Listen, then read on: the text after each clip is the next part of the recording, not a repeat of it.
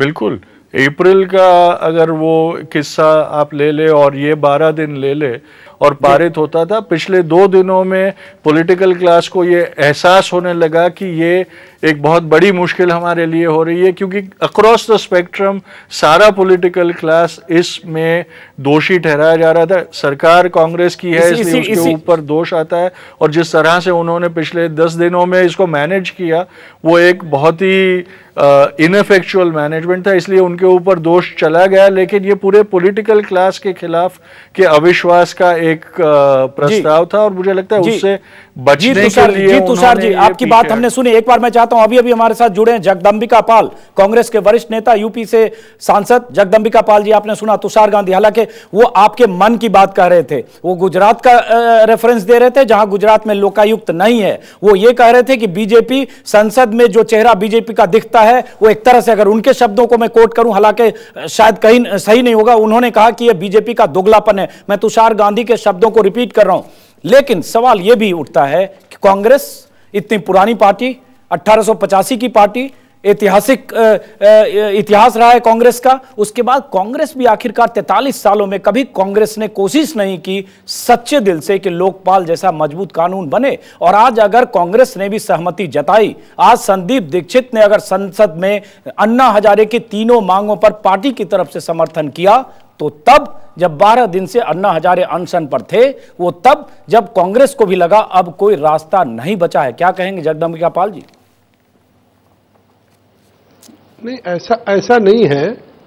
देखिए, ये जो 3 मांगे थीं, ये 3 मांगे केवल केंद्र से संबंधित नहीं थीं, क्योंकि ये 3 जो महत्वपूर्ण, उन्होंने अन्ना हजारे जी ने प्रधानमंत्री को पत्र लिखा था कि हर राज्य में लोकायुक्त हो, या तीसरा कि लोअर ब्यूरोक्रेसी को भी इस लोकपाल बिल में लाया जाए।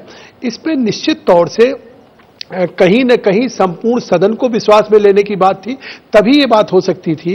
अन्यथा तो ये बात आज प्रणब मुखर्जी ने साफ कर दी कि सिविल सोसाइटी के साथ जो बैठकें हुई थी, जिस तरीके से धारणा जा रही थी कि लगता है कांग्रेस यूपीए ने सिविल सोसाइटी की कोई बात नहीं मानी और लोकपाल बिल को केवल पेश कर दिया, जन लोकपाल बिल को पूरा खारिज कर दिया। लेकिन आज साफ हुआ कि 40 जो महत्वपूर्ण बिंदु थे, उसमें से 34 बिंदुओं पे सहमति लोकपाल के संबंध में, जन लोकपाल के भी उन बिंदुओं को आपस में ग्रुप ऑफ मिनिस्टर्स और सिविल सोसाइटी में एक सहमति बन चुकी थी।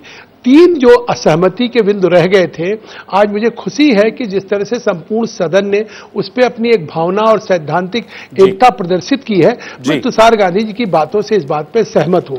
मनमोहन सिंह प्रधानमंत्री की तरफ से एक चिट्ठी गई, विलासराव देशमुख ने वो चिट्ठी सुनाई मंच पर, अन्ना हजारे के मंच पर, और अनशन तोड़ने की अपील की, और उसके बाद अन्ना हजारे ने अनशन तोड़ा है।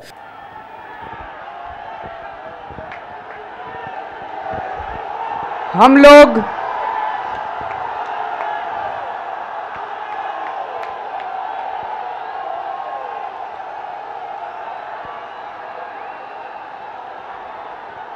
लोग विलासराव जी का, विलास मुक्तेमन जी का, संदीप दीक्षित जी का और माननीय प्रधानमंत्री जी का धन्यवाद देते हैं, शुक्रिया देते हैं।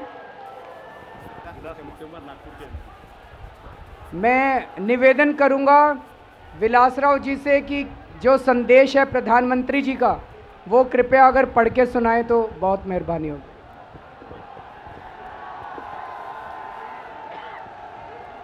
प्रिय श्री अन्ना हजारे जी, आपके दिनांक 26 अगस्त के पत्र के लिए धन्यवाद। जैसा कि आप जानते हैं कि संसद में आज लोकपाल संबंधी मुद्दों पर चर्चा हुई। आपको ये जानकर प्रसन्नता होगी कि संसद के दोनों सदनों के आपके द्वारा अपने पत्र में उठाए गए 3 बिंदुओं पर एक रिजोल्यूशन पास किया है। इस रिजोल्यूशन के अनुसार संसद निम्न 3 विषयों पर सैद्धांतिक रूप में सहमत है। 1, नागरिक संहिता। 2, उपयुक्त तंत्र के जरिए निचले स्तर के सरकारी कर्मचारियों को लोकपाल के अधीन करना,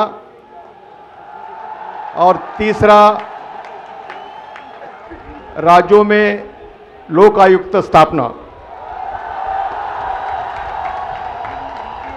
संसद ने यह भी रिजोल्यूशन किया है कि आज की कार्रवाई विभाग के संबंधित स्थायी समिति को भेज दी जाए ताकि इस अपनी अनुसंधान करते समय उनका अवलोकन कर सके।